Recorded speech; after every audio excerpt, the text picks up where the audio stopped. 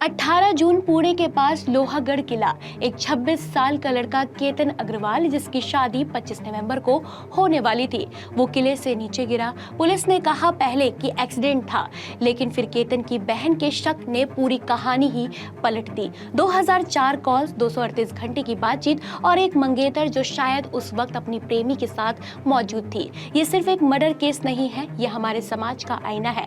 लेकिन अब ऐसे में सवाल भी उठने लगे हैं कि क्या हम किसी घटना को बिना पूरी सच्चाई जाने सिर्फ लड़का या लड़की के आधार पर तुरंत जज कर लेते हैं? क्या सोशल मीडिया पर जो बातें फैलती हैं वो सच दिखाती हैं या सिर्फ एक तरफ की कहानी बन जाती हैं? क्या अरेंज मैरिज हमेशा सेफ होती है और लव मैरिज हमेशा गलत, या असली बात भरोसे और समझ की होती है? आज हम अपने इस वीडियो में इन्हीं सब के बारे में बात करेंगे। नमस्कार, मैं हिमांशी पांडे और विट्टी चोखा में आपका स्वागत है। तो सबसे पहले समझ लेते हैं आखिरकार ये पूरा मामला क्या है। केतन अग्रवाल पुणे का एक लड़का, मंगेतर का नाम सिया गोयल। 25 नवंबर 2026 को शादी तय थी और दोनों परिवार इसकी तैयारियों में भी जुटे थे। 18 जून को केतन और सिया दोनों लोहागढ़ किले गए। साथ में था एक और शख्स, चेतन चौधरी, जो और कोई नहीं बल्कि सिया का बॉयफ्रेंड था। उसी दिन खबर आती है कि केतन की खाई में गिरकर मौत हो गई। मंगेतर सिया ने कहा केतन फोटो क्लिक कर रहा था, तभी उसका पैर फिसला और उसकी मौत हो गई। पुलिस ने भी इसे महज एक एक्सीडेंट ही माना। लेकिन अंतिम संस्कार के 4 दिन बाद सिया केतन के घर पहुंची। बातचीत के दौरान केतन की बहन को कुछ अजीब लगा। सिया के जवाब कुछ ठीक नहीं थे। उसे शक हुआ तो पिता को बताया और पिता ने फिर से मामले की जांच शुरू करवा दी और इसी शक ने पुलिस जांच को एक नई दिशा भी दे दी। जांच हुई और जो निकला वो सभी को चौंका देने वाला था। सिया और चेतन के बीच 1 जनवरी से जून तक 2004 कॉल्स, 238 घंटे की बातचीत हुई। घटना वाले दिन सुबह 7 बजे से शाम 5:40 तक चेतन का इंटरनेट भी बंद था। चेतन अपना फोन दुकान पर छोड़ा था और किसी और का फोन लेकर किला पर गया था। फिर पुलिस ने भी दावा किया ये महज एक एक्सीडेंट नहीं बल्कि मर्डर था और ये एक प्लान साजिश थी। ये घटना सामने आते ही कई सवाल एक बार फिर से लोगों के जहन में उतरने शुरू हो गए। लव मैरिज और अरेंज मैरिज में से कौन सी शादी ठीक है? सोशल मीडिया पर अब कुछ युवा ये भी कह रहे हैं भाई हम तो बिना शादी के ही ठीक है, कम से कम जिंदा तो हैं। देखिए, केतन और सिया की शादी अरेंज तय थी, लेकिन सिया को चेतन चौधरी पसंद था। लेकिन सवाल ये है कि क्या घर वालों के दबाव में ये शादी तय हुई थी? क्या इस घटना की जड़ वो दबाव था जो हमारे समाज में बच्चों को खुलकर बोलने नहीं देता? अगर सिया अपने घर में बोल पाती मुझे ये रिश्ता मंजूर नहीं, तो क्या एक जान बच सकती थी? और यहाँ हमें दोनों साइड्स देखनी होंगी, लव मैरिज हो या फिर अरेंज मैरिज। कोई भी शादी तब तक सेफ नहीं जब तक उसमें ऑनेस्टी नहीं।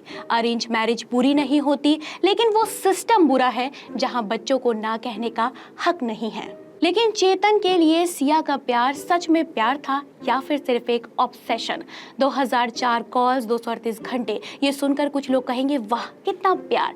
लेकिन जरा रुकिए, प्यार का मतलब होता है दूसरे की खुशी, त्याग, सम्मान। लेकिन जब उसी बातचीत में मर्डर की प्लानिंग हो रही हो तो उसे प्यार नहीं कह सकते, उसे ऑब्सेशन कहते हैं। ऑब्सेशन वो होता है जब आप कहते हो अगर तुम मेरे नहीं हुए तो किसी और के भी नहीं, और प्यार वो होता है जब आप कहते हैं जहाँ तुम खुश वहाँ मैं खुश। तो ये केस कोई प्यार की मिसाल नहीं बल्कि हमारे समाज के लिए एक वार्निंग है भाई। अब वो सवाल जो हर घर में होना चाहिए, अगर कोई रिश्ता आपको पसंद नहीं आप क्या करते हो? ज़्यादातर घरों में जवाब होता है चुप रहो भाई, क्योंकि परिवार की इज्जत का सवाल है। लेकिन देखिए, जब बच्चे घर में नहीं बोल पाते तो वो ऐसे रास्ते पर निकल पड़ते हैं जो अक्सर गलत ही होता है, क्योंकि बच्चों को अपनी इच्छा जाहिर करने का अगर हक मिल जाए तो शायद आज केतन जिंदा होता। इंडियन फैमिलीज को ये समझना होगा, बच्चों की फीलिंग को इग्नोर करना इज्जत बचाना नहीं बल्कि एक टाइम बॉम्ब तैयार करना है, और जब वो बॉम्ब फटता है तो किसी के घर के चिराग को तबाह तक कर सकता है। अब बात करते हैं उस चीज़ की जो इन सब को और भी ज़्यादा कॉम्प्लिकेटेड बना देती है, और वो है सोशल मीडिया। इंस्टाग्राम पर कपल्स के परफेक्ट फोटोज, रील में कपल गोल्स वाले रिलेशनशिप, और उसके नीचे कमेंट्स में लिखा होता है OMG सो क्यूट। लेकिन असल ज़िंदगी में एक्सपेक्टेशन इतनी बढ़ जाती है कि रियल रिलेशनशिप सफोकेटिंग लगने लगते हैं। हाल ही में कुछ ऐसे मामले भी सामने आए हैं जिनमें महिलाओं ने पुरुषों के साथ हिंसा या गंभीर अपराध की घटनाएं हुई हैं, जैसे नीला ड्रम केस और राजा रघुवंशी केस। जैसे ही ये केस सामने आए तो सोशल मीडिया पर महिलाओं को लेकर सवाल उठने लगे। लेकिन अगर ध्यान दें तो देखेंगे समाज में दहेज और भेदभाव जैसे मुद्दे भी लंबे समय से मौजूद हैं और इन पर भी कई केस सामने आते रहते हैं। हाल के सिया केतन जैसे मामलों ने लोगों का ध्यान जरूर खींचा है, लेकिन इससे पूरे महिला समाज के बारे में गलत धारणा बनाना भी ठीक नहीं है। हमें हर घटना को निष्पक्ष और सोच समझ कर देखना चाहिए। अपराध किसी भी व्यक्ति से हो सकता है, चाहे वो पुरुष हो या फिर महिला, इसलिए हर मामले को अलग अलग देखकर समझना चाहिए। यहाँ मैं ये साफ कर देना चाहती हूँ, अगर कुछ लड़कों के अपराध के चलते ऑल मैन्स आर डॉग्स वाली धारणा गलत है, तो कुछ महिलाओं के अपराध के चलते ऑल वुमेन्स आर सेम वाली धारणा भी बिल्कुल गलत है और इसे बोलने की बिल्कुल भी ज़रूरत नहीं है। इसके अलावा सोशल मीडिया पर एक और नैरेटिव चलता है, लड़कियां पैसों के पीछे भागती हैं। तो देखिए, कोई ऐसा केस अभी तक सामने नहीं आया है जहां किसी लड़की ने पैसों के लिए किसी लड़के को हार्म किया हो, और ये नैरेटिव सिर्फ सोशल मीडिया ने ही सेट की है। और सिया के इस कदम के बाद दो भ्रम तो जरूर टूट चुके हैं। पहला, लड़कियां पैसों के पीछे नहीं भागती है। यहाँ तो सिया को एक करोड़पति लड़का मिला था और शादी भी 17 करोड़ की होने वाली थी। बस बात इतनी है कि लाखों लड़कियां आज भी अपनी चॉइस के लिए लड़ रही हैं। और दूसरा भ्रम ये है कि लड़कियों को अब बोलने की आज़ादी मिल गई है।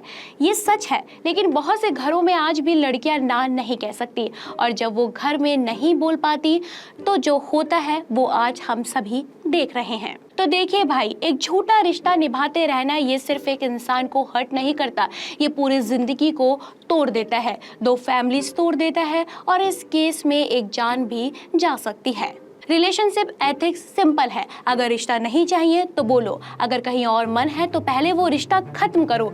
झूठ के साथ जीवन ये किसी के लिए भी अच्छा नहीं है, और ये सिर्फ लड़कियों के लिए नहीं बल्कि लड़कों के लिए भी है। बॉयज़ भी टॉक्सिक रिलेशनशिप में फंसते हैं, बॉयज़ को भी बोलने की ज़रूरत है, क्योंकि आपकी एक बातचीत किसी की ज़िंदगी को बचा सकती है। फिलहाल आप इस बारे में क्या सोचते हैं, हमें कमेंट्स में ज़रूर बताना, और ऐसी ही वीडियोज़ के लिए विट्टी चोखा को सब्सक्राइब करना मत भूलना।